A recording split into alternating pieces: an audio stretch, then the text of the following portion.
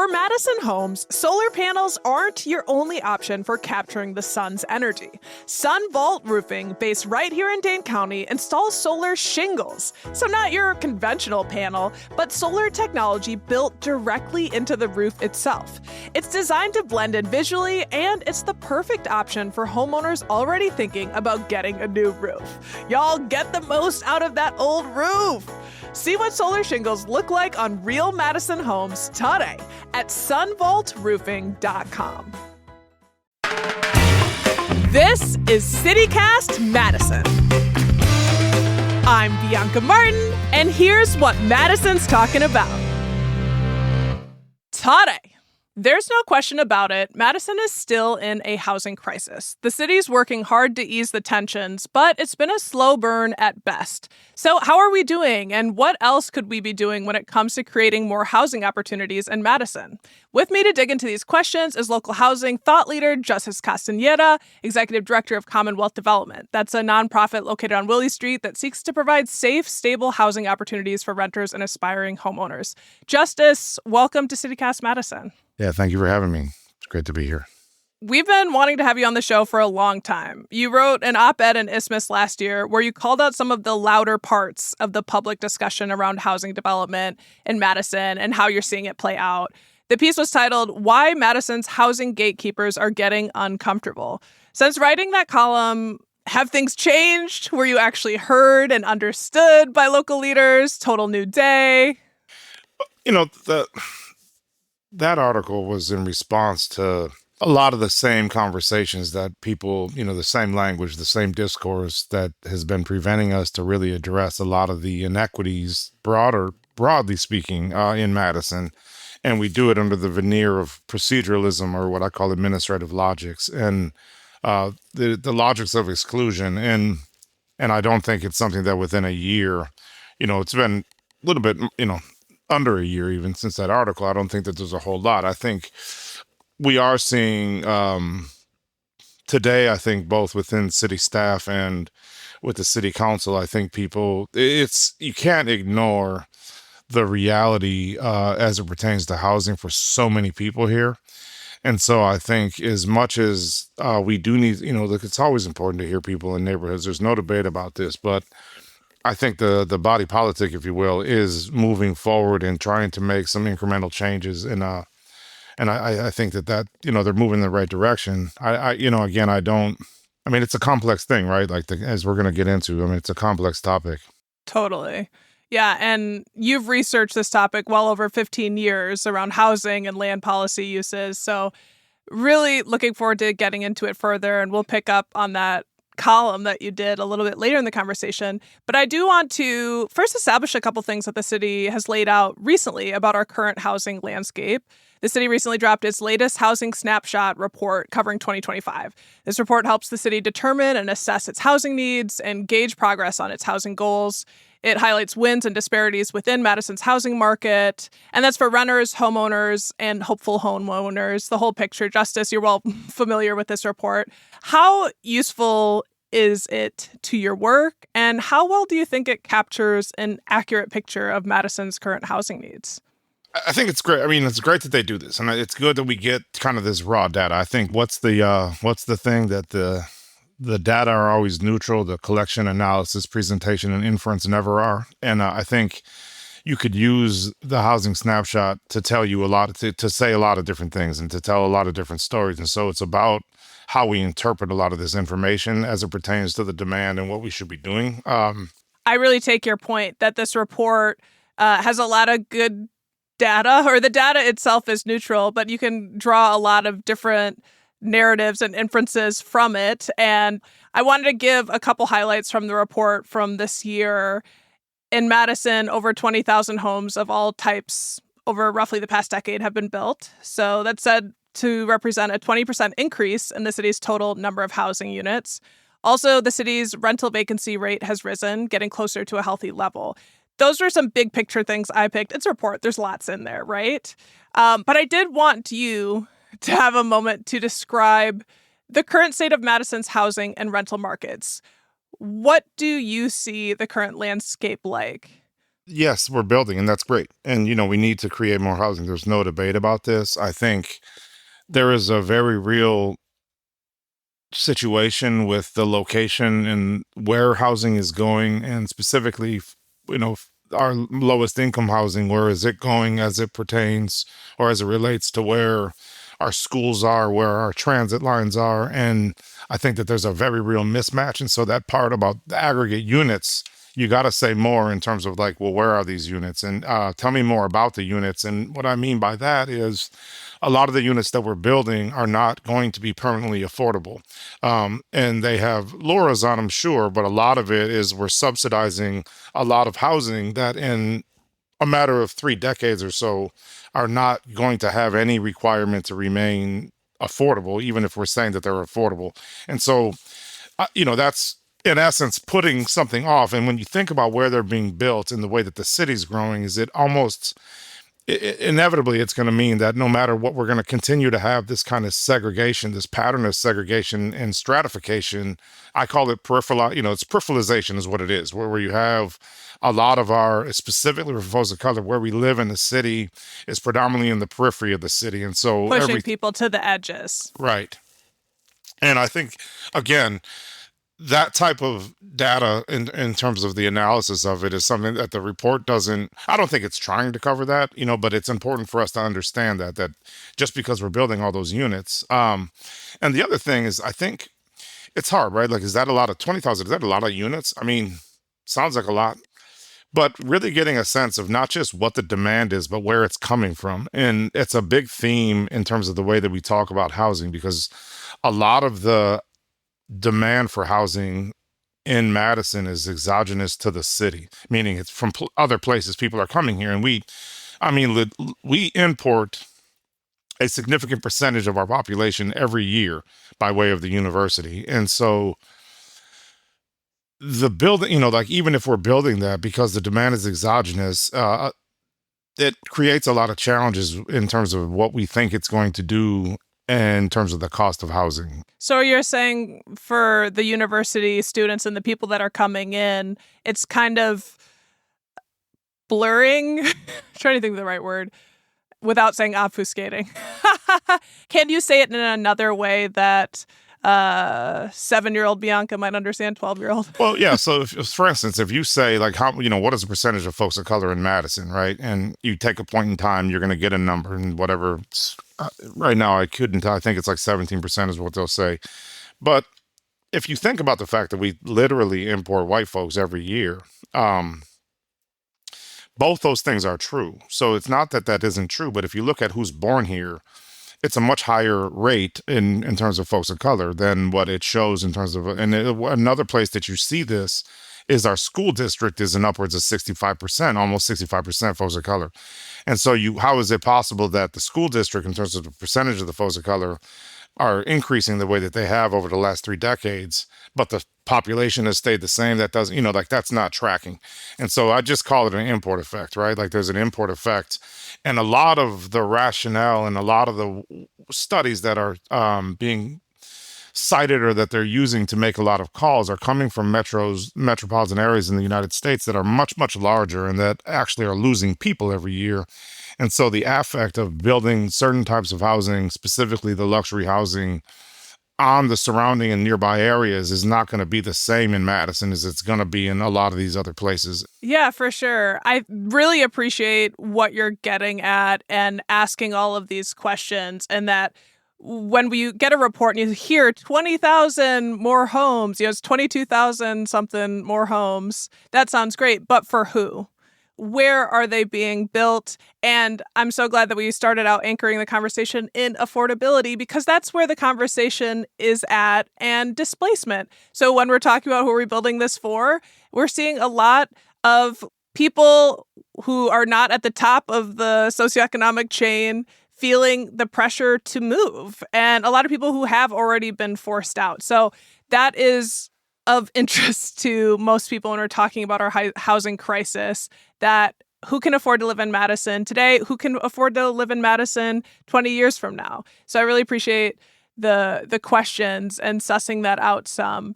And in that vein, the city has consistently said that we need all types of housing to fix the affordability problem, both in literal types like condos, apartments, accessory dwelling units, but also in pricing. So from income restricted homes to luxury high rises, they say every unit helps.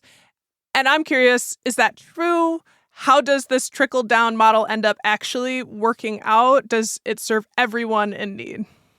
So it's like one of those things, right? It's not a binary question because on some level, you can't say it's not true per se, right? Like, but the question is, what do you do with that if you're a municipal government? And so, on the one hand, the city probably shouldn't be doing things to intentionally block luxury housing, right?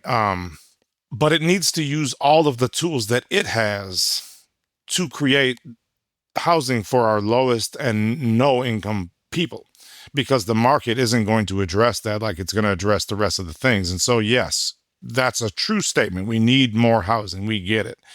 But the idea that the city should be trying to use its money to do anything other than create opportunities for housing for the lowest income people, this, so in perspective, the way I would think about this, the comedian Mitch Hedberg has a joke about slices of pizza, and basically he's like, I got a slice of pizza, and the guy, and if the pizza was a pie chart of what people would do if they won the lottery, you gave me the give it away to charity slice, and you know, I'd like to, and the rest of it is like I'd like to exchange it for the keep it. Now, what that matters is because if you think about the pie chart, the same example of what the issues are around housing, I would say that what the city can do and the city's investments and everything else is it that same give the lottery winnings to charity slice. The majority of the issues that are constraining the housing market, I would say that one of the biggest ones is the erosion of labor and the fact that real wages are not going up and haven't for the last 60 years. And so the costs of everything are outpacing what people are making, what the majority of people are making. And that's like the big thing. And then you get things like shared revenue, the state and the issues that we're having with the shared revenue formula, where Madison is not getting our fair share in terms of what we're putting into it, which again is making it very difficult. And then you got preemption. So that means that even if the city could do things, inclusionary zoning, rent control, stuff like this, it's not able to because of preemption. And so you can't do that. Because of how little room the city has relative to the actual issue of housing affordability, it has to use all of its tools to make sure that we're creating housing for low income and no income people. Wow. And that really felt clear the last time I spoke with the Madison mayor, Satya Rhodes Conway, when we specifically focused on housing. I mean, there were like 100 different things, and that's not exaggeration, of ways that the city is trying to intervene and help with affordability. One thing that did stand out to me in the conversation with her, she made the point that affordable housing is relative. So when Madison has such a wide income distribution, what's affordable for one person in Shorewood Hills could be drastically different for another. How does the city go about determining what's affordable? And is it accurate in serving, the people who need it most? Right. And this has been said in different places, but affordable for whom, right? And so when you're thinking about the 30% threshold, and that's somewhere it's around $27,000 a year for a person, if you just think about that, and then all the way to 80%, which is somewhere in the neighborhood of 70 some thousand a year. For a single person and over 100,000 for a family. What for Commonwealth and for my work, I repatriate the concept of low income housing, people who are at the bottom three quintiles of the income distribution, and that's it. Because that's absolutely right. Affordable, it just means that you're not paying more than 30% of your income on housing. That's all. And no matter what your income is, if you're paying less than a third, then you have affordable housing. Now, the way that the city designates this is through the area median income. And that's what I just explained, that range, even within the area median income, is a lot higher. And so when you look at the units that are being built, and again, looking at two factors. First of all, how many of them are 30 or below percent? So that's that 27,000 number. And then of those units of the 30%, how many of those are permanently affordable or will be permanently affordable?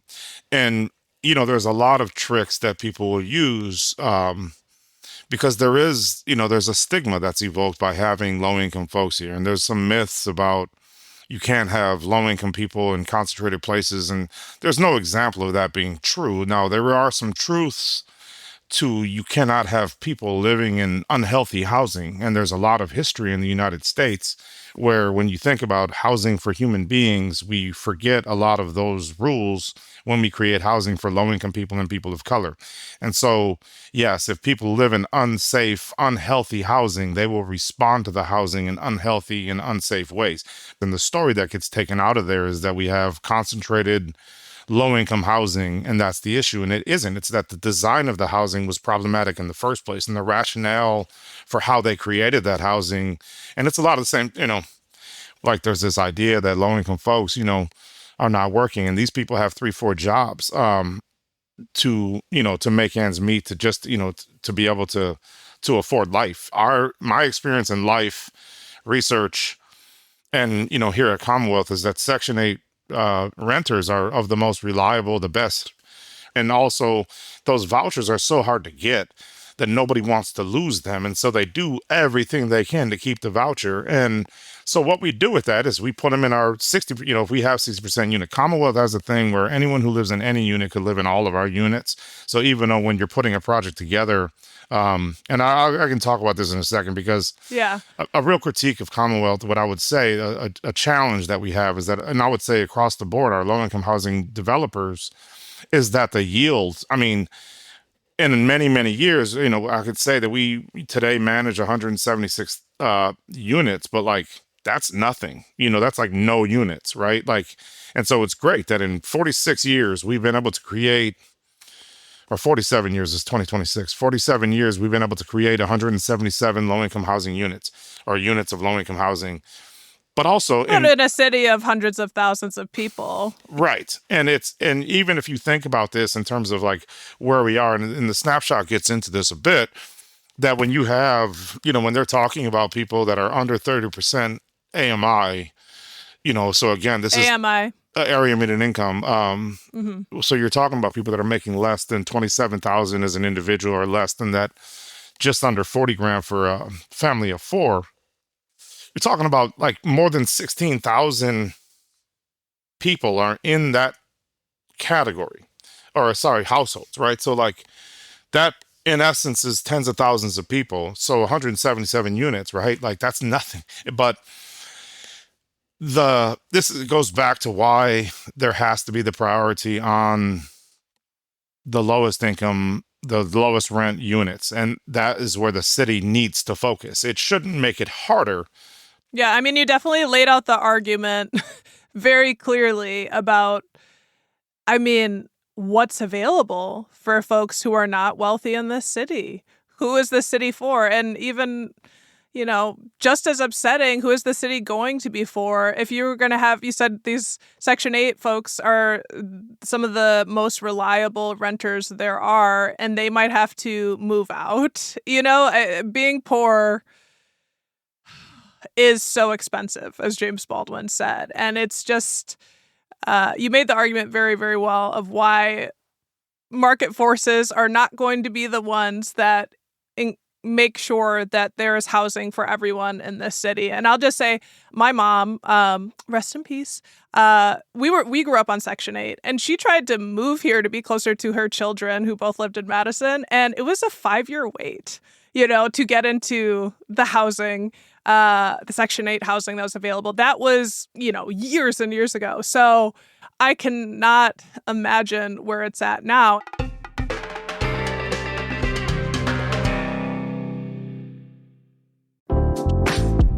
Hi, I'm David Plotz. I'm the CEO of CityCast, a podcast network that includes this show you're listening to, and also 12 other CityCasts in 12 other cities. And each one knows their city as well as your local team knows yours. So isn't it time we connected them? Don't you want to know how they're tackling their bike lane problems and housing challenges and sidewalk dog poop crises? That's why I'm hosting a new podcast called Your City Could Be Better. Because it could be. Every week, I'll chat with a different host in our CityCast network about what their cities are doing right and wrong, the weird things they're trying, and the surprising successes, so that we can all learn how to make our cities a little bit better. Listen to Your City Could Be Better on YouTube or wherever you get your podcasts. I want to talk about your article that you wrote last year for Isthmus. It was a direct pushback against Cap Times publisher Paul Fanland, who was publicly lamenting the city's push for increased housing density and proactive zoning changes for the reasons we'll get into. But what that means for inclusion is really significant. Can you talk about that piece and those arguments, some of your main points, and why you wanted to respond to his arguments in the first place?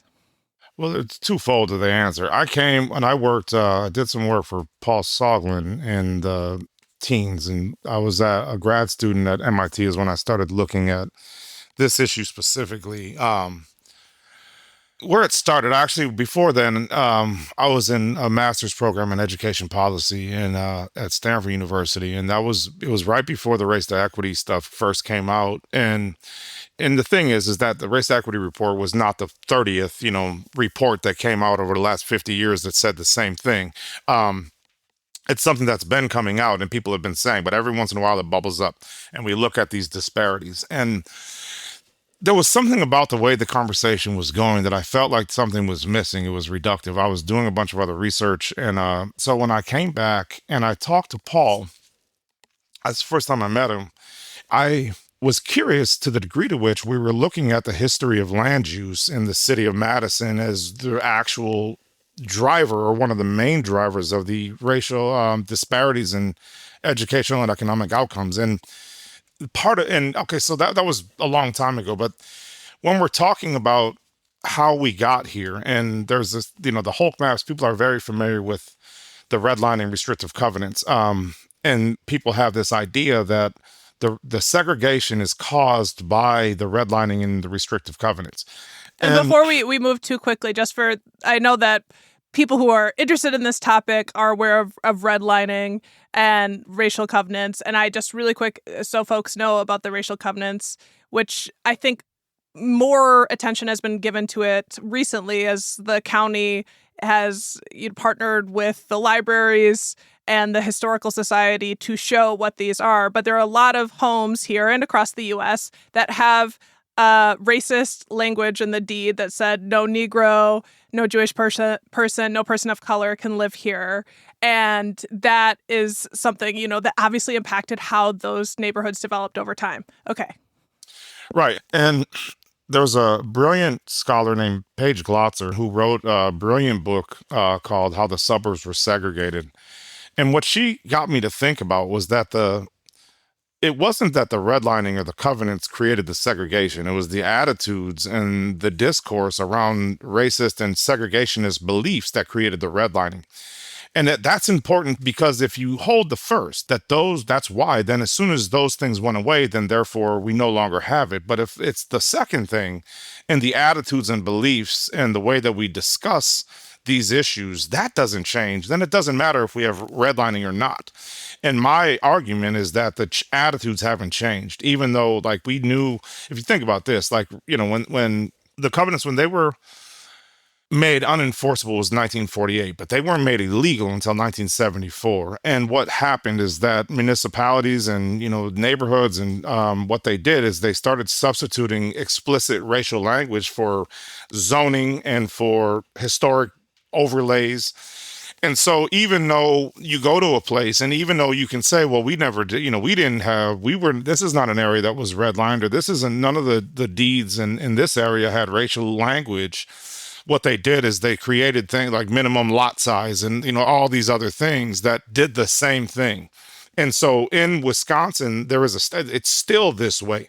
And so when there's statutes here that limit the type of housing that can be built, and the West Side is full of them, and a lot of the stuff that was done by Midland builders,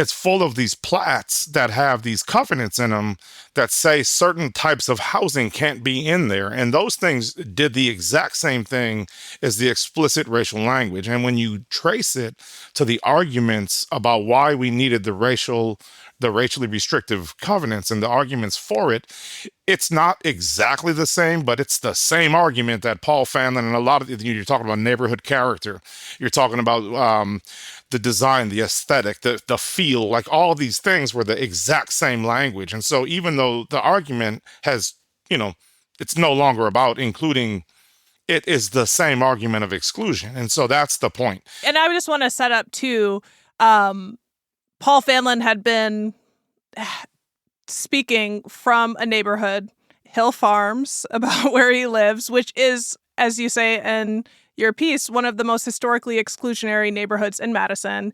And he was saying, basically, the city is going about changing the rules without proper deference to longtime homeowners.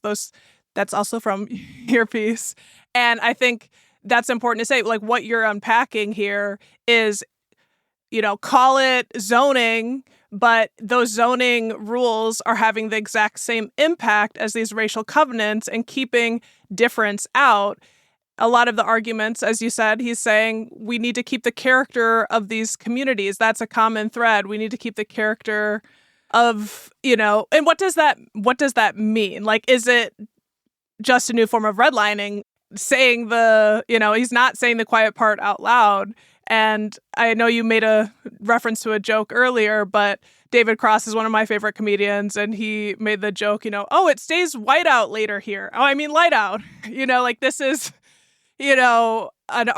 arguments are being made to keep neighborhoods the same, but what does that mean, and what is the character? Right. Absolutely. And let's talk about this for a second, because, when I was thinking about this, basically we've known for many decades, I would say, that there is a spatial mismatch between where our lowest income children are and children of color and where our schools are. And if you walk to a high school, if you walk to school, you're probably pretty wealthy, because none of our high schools are in areas that are low income. But we know that there is a spatial mismatch between where our lowest income children are, and children in general, and where our schools are. And we also know where people are growing. I chaired the redistricting committee this last time, and we have good projections for where the population is growing. We had a once in a epoch opportunity to rethink where our schools are. And what did we do? We put them in the exact same spaces. We rebuilt a bunch of schools, and we're putting them exactly where they were. And how we do that. And now in those conversations for the research, I went back and I couldn't find one conversation around the referendum in the school district, one of those meetings that was looking at the projections of the populations. And you're sitting here like they weren't exactly aligned, but it was the same time that the redistricting was happening. So we have this information about all this. And so this goes back to the conversation about why rethinking a lot of our neighborhoods is so important. Wow, we are just like dealing with systems on systems, historical roots of segregation, and it is wow. I just had to say wow.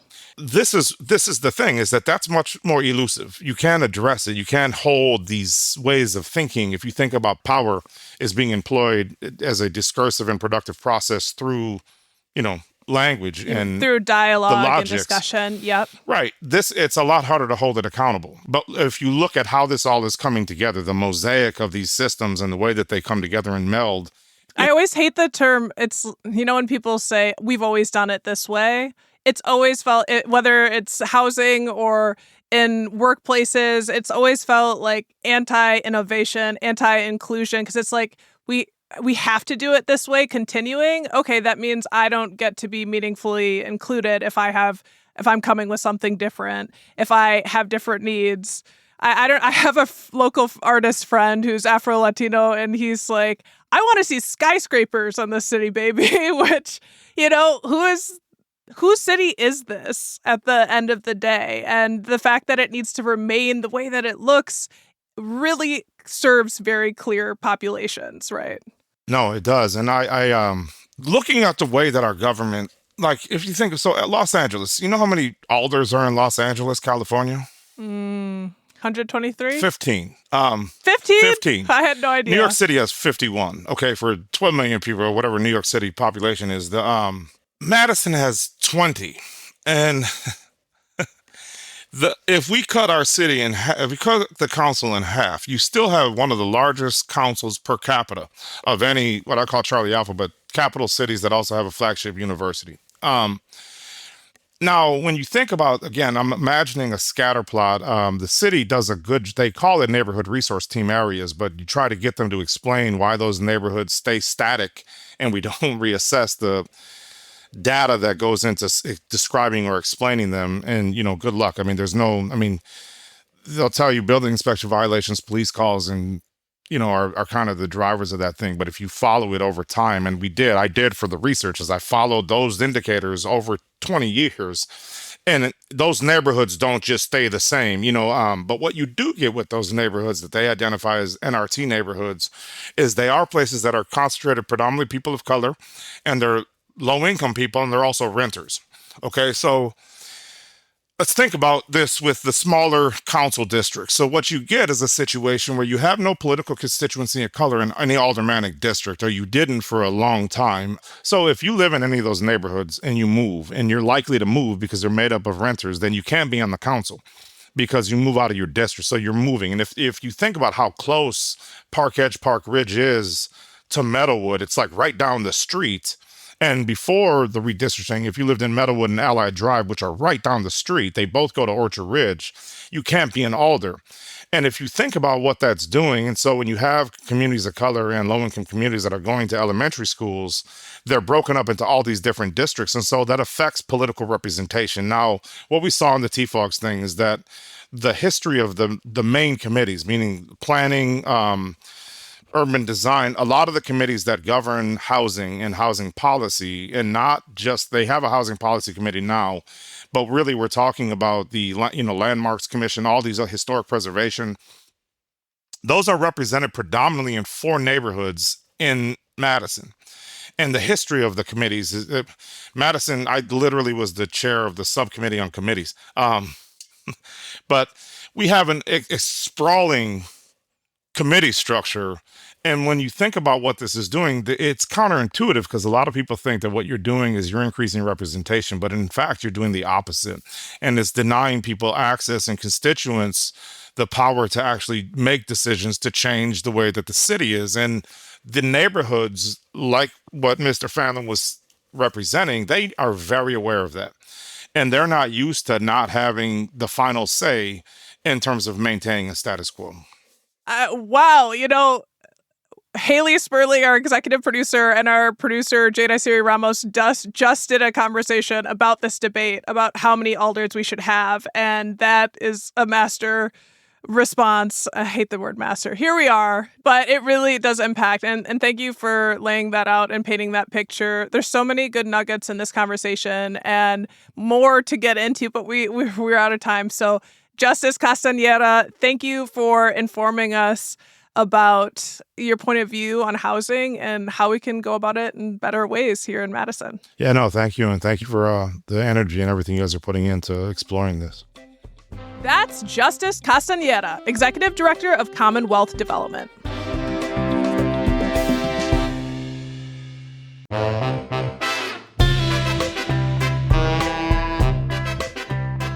That's all for today here on CityCast Madison. I'm your host, Bianca Martin. Don't forget, you can support this show and get great perks by becoming a CityCast Madison neighbor at membership.citycast.fm.